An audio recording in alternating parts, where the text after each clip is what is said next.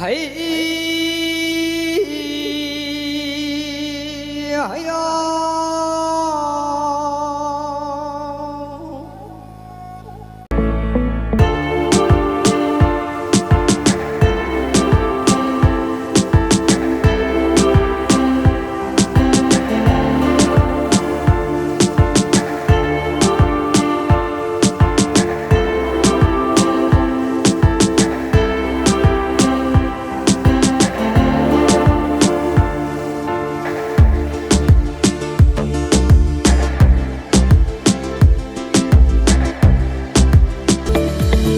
everyone, welcome back to our Chaminasi video. Ngasi Momo ga fried rice ka challenge tawge na photo. challenge haidoi ra kaino. Challenge tawse nungdi am nuaite ka ina ga magun kang di chabagi. Adu na aise ganone koi momo se yum da hojaraga isana kam to se ngasi hauba usadare adu fried rice chicken fried rice haitare chicken khara jo hapsale mix tawraga adu go vegetable fruit fruit adu si ju chaba kanai oi chari nga se try taros taste kamai tar again thuba ta na se momo se asoba momo ne adu khoi mai se kana na thugi yeng na haura ha ne 1 2 3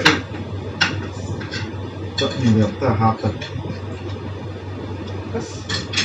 ai tal le ko in ta ao ấy chắc như sao quá ngâm hồi à chắc mình sẽ trông khẩu à ka ni mo kra de sai đi ai đi sai how ấy phải à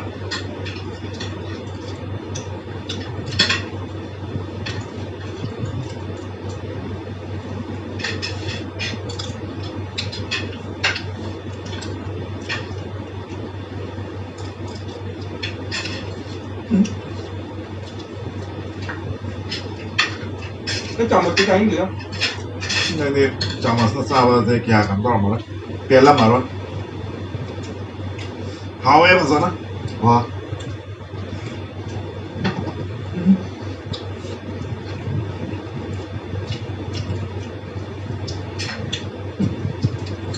wow you like that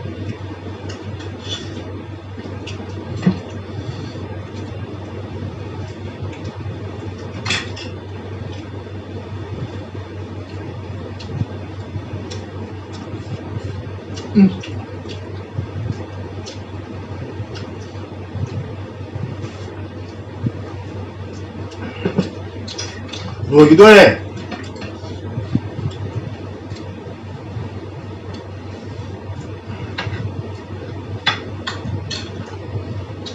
많이 놀기도 해. 그래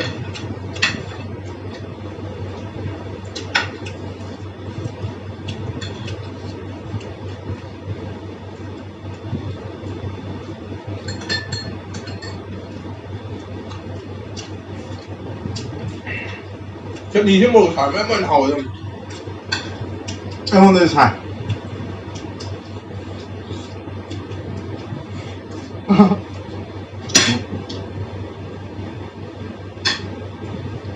được không? Để xuống đẹp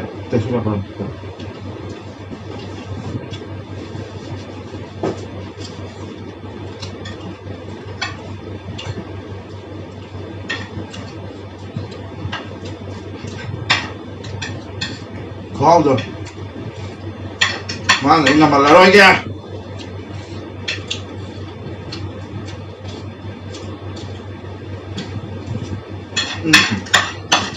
thái nó đuổi vào chúng thì có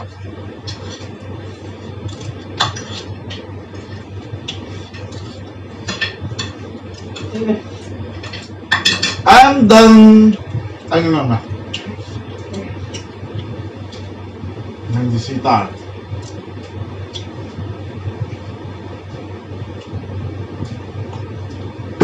하나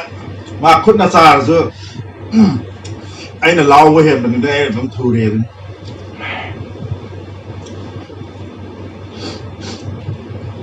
โทษจริงด้วยเลย เอาไหม ว่าไง พอเอาตัว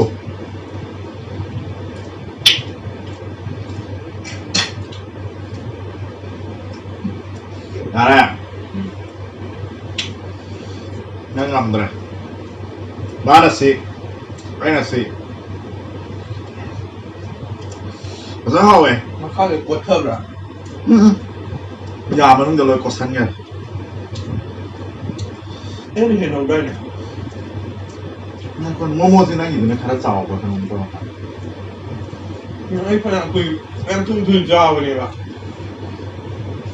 โมโมนี่ใส่สนั่งนี่แค่ไหนกี่วันเนี่ยมันนั่งนี่เจ้ามีเจ้าแต่โมโมจะตายมั้งโมโมชุกชุกเจ้า ว่าเลย ชอบเจ้า next จะทำกับทำกับสกูล ไอ้นี่ fried rice I'll do your outdoor do fried rice จะอุลาม fried rice แม่ผมสนใจกูอีก fried rice chicken fried rice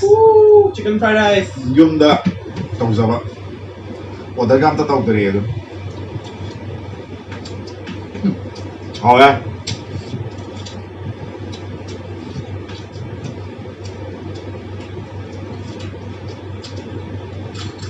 จะมีจานเอาหมดมา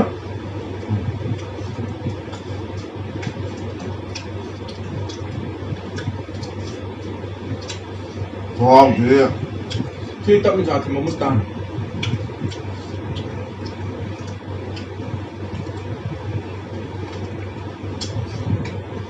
เอากล้า โมโม่ที่สุดจัง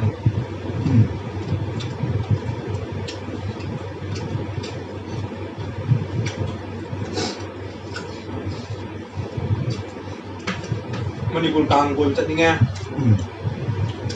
กลางยำงานนี่เงาไอ้พวกนี้งานยังไงเดี๋ยวยำงานไม่กลางคาเฟ่ซุ่มสิลักไปแต่ตบกับ อะไรที่อย่างไรตังที่ชุดทีมทำไม่ได้ตาเดียวนะว่าไอ้สุดไลท์ทำยังไงเป็นทำได้ชุดยืมโทรศัพท์ทั้งเดียว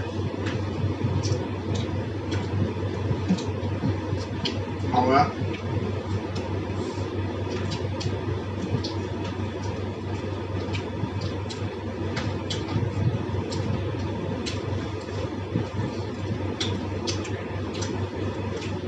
กูบุกเข้าอยู่เลย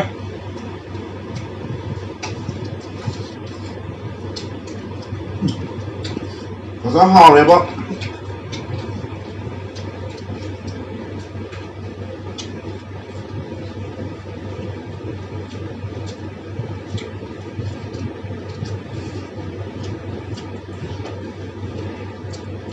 กูบุกเข้าอยู่ชุดดมใจ เขาจะห่อไปเรื่องน้ำจันเงี้ย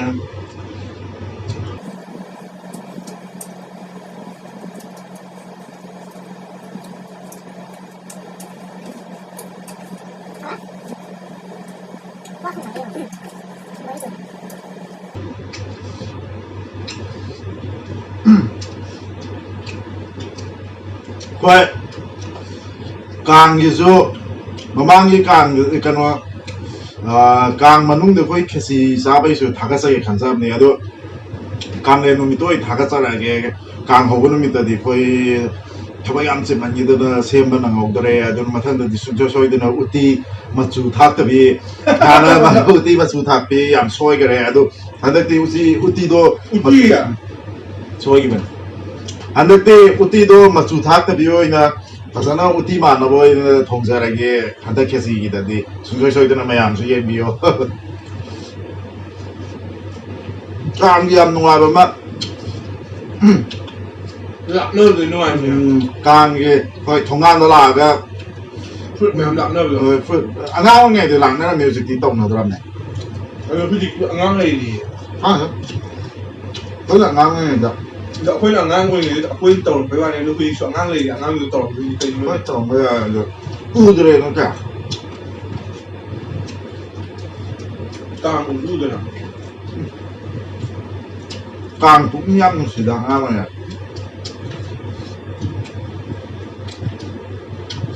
เลย 거기에 강다 mai pa doi pesan ni ga pachai asa sana photo lai bu noi tor pra kang mita Kira kira to. mata kang ta su pasai sana photo ga yo le koi cry gi da di lamong da koi satana adai ha sa da na Kai ko. anga mo ni to wa kang ni bu sa ni da na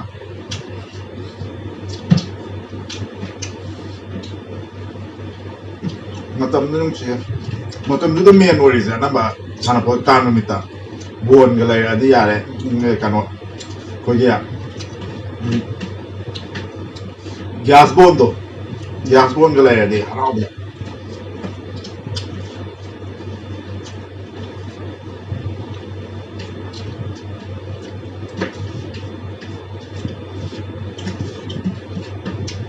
Hujiki no mai gumba, bambula gumba. Dum yo lan.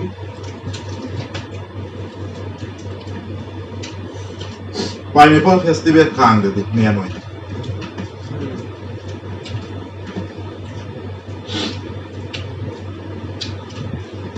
duga tusti tawdre ai tawdre ko yang khang bai ta ga kang chahi kya mong sulam ni koi kang yaw de ba mo ni mai um de ko ye palita ba hinam kesi sa sa do palita na ra no sei Kai pali da. ba mo na poina na na se di koi palita zar ya ra koi na loi pu thok sare na kesi gi phosai jing ga du da ngo palita de Da ta di ku lak ya. so ke ba ra sai ga to ba Ko di ngai ga. Mamon na. Keti to ni phiang thong rồi kan được. Mẹ am be oi thi don ni.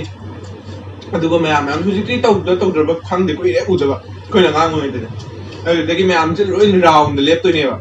Round lep pa kan da ko bo ko yaw re ko bo ko ma khang kon mai na mal chen pa kan ba roi na. Ko che na di ma ke le ya Ko na kan de bo na kan de le du ni du ko thả rồi rồi mà oti cái rồi học rồi cái ya đấy có chia lên anh ngâm mà lạc na tụi này anh nè hôm mà đi cái lạc tụi này bây giờ cái em này bố cái số mà cái rồi ốc cho đi nè mà số cái ông bố nó mẹ ông sẽ thấy cái rồi cái bố nó tập cái chân mà rồi chân nó rồi cái số mà nó thằng hậu đó mi số mà nó cái pizza đó mà nó tiệm à thằng hậu đó mi đó nó chicken wrong 그다 뜯은 달 돈이 그다 그다 뜯은 달 돈이 뭐 나간다 젠텐 버기 누가이거든 아두기 나오니다 그지 누가 또 왜또 그러고 그지 또 젠닝이 누가이니 또 선대로 전는 시나니 거기 또 뒤에 두도 거기 타래다 나 그래도 싸서 하 가는 자 그지 들락는 너 미야미야만 딱 알로 들락는 누가이 눈에 떠오르다 뭐지 또 이게 미암의 티어 뭐예요? 일단 낙나는 봐, 사는 봐. 그 그것도 좀 지역이요. 왜 프라이 라이스 뭐가 해? 나 이건데 해 플레트 얘기 아유 그래. 지들 흥남네. 지들 하이너기도 예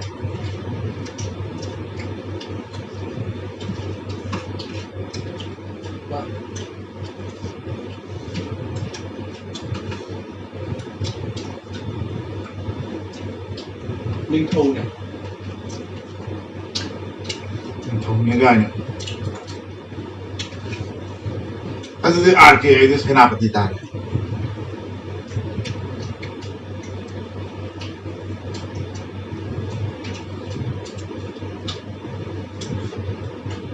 Senapati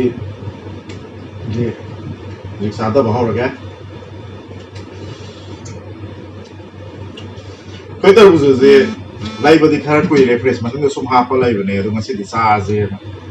kang go ba sida kang manung go ba sida kang di oi di kang manung go ba sida kang di oi di kang manung go ba sida kai no yo se ai to Ngon đó. kwa da ya lo ching sa lik man na Ai chỗ lần nè.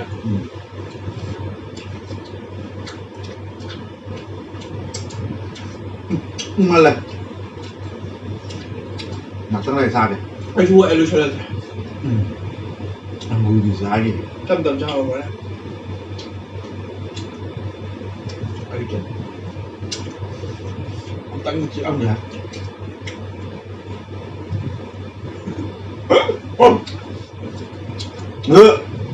Mayam, video sa nung pinapti, subscribe, like, share, tabiyo, subscribe sa vida. Ayuga, kaya kung ba koy na torize, paipati do nung kamenda nung habiro, mayam gi kamenda nga rize, ngang ju kara haira mo. Chab do le paga. Kwan mi ano niya? Kang manung si kwai di kano to miso si kang manung kang bra jam naspati kang bra na. Naspati ya. Naspati ka jam ze kang de kwai di hawa hay ni mo yan na. Kayo na kang matapos pagi. Pagi wala su sum ani do re kang do man ba ne ba. Aruga kay matum do kay no chab di ate matum kay lip sem ba do. O thapse Nagting samchet to sawi ada bahan. Amalay ko na koy da dele kang jo hawe. Samchet sa ninge. Pwede sa agdi. Okay. Mayam sunungan na live video ko sunungan na live okay bye. See you again.